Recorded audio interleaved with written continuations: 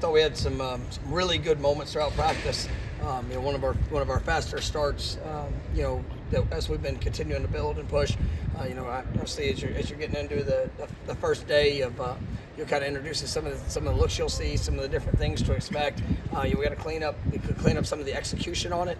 All in all, I thought our guys came out with the right approach, and we just got to continue to push. For that continued growth in every area, and ultimately a lot of competition. We know what's ahead here this week. Great opportunity to go and get better, and but I thought it was a good start to the week, and things will clean up, and we'll continue to move forward. Questions?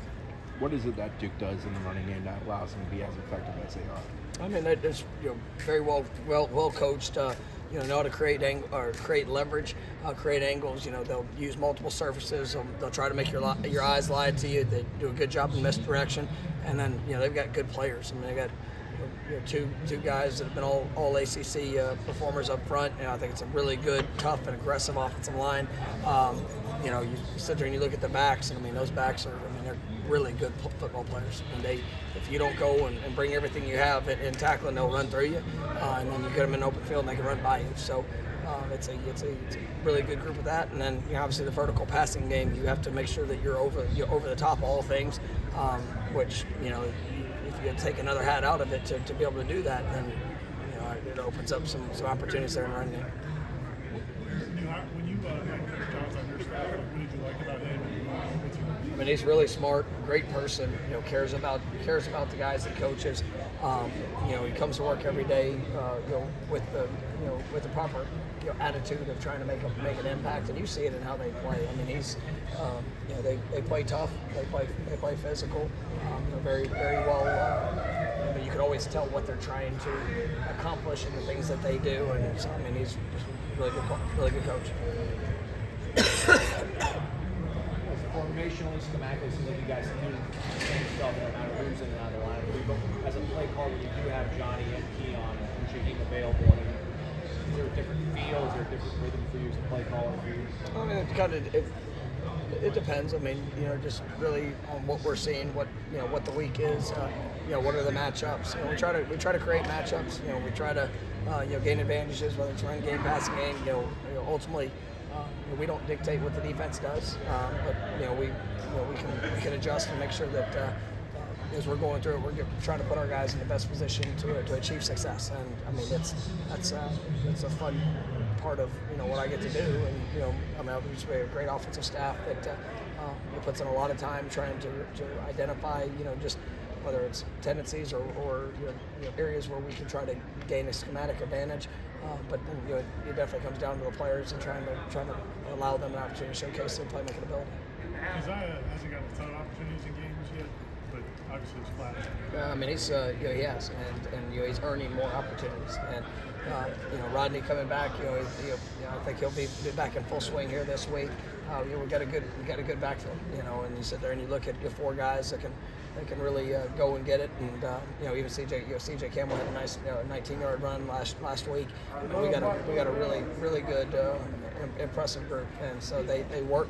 Keziah has a great future. I'm excited about the steps that I've seen, and then when he gets in the games, he makes plays. So he's going to continue to increase as he shows that consistency throughout the course of practice.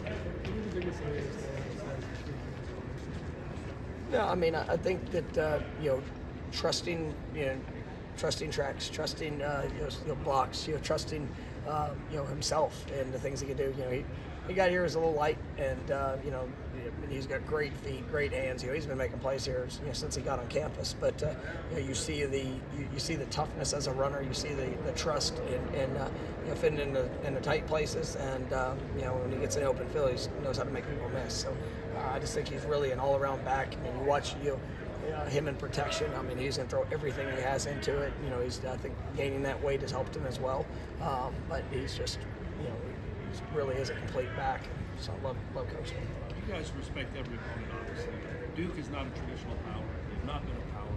When you show the film to your team, this Duke team, what they did to Clemson, how they played against Notre Dame, I assume you don't have to tell them, hey, get your level of respect up.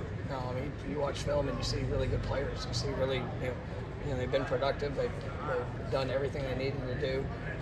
They're one play away in that Notre Dame game that you kind of felt for them for how it all played out. But I mean, it was this is a very, very talented team, and it's one that you don't need to give a motivational speech to any of our guys, because they know the challenge that's ahead. And we're just going to take our best game, and I'm looking forward to the continuing week of preparation. But our guys know.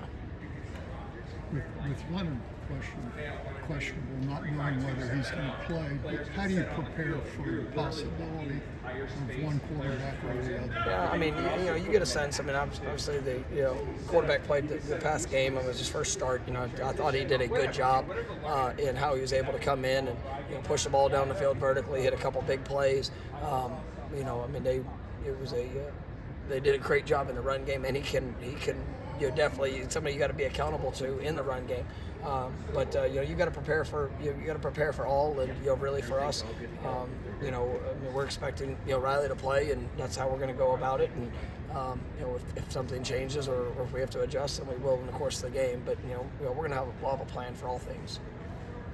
Good.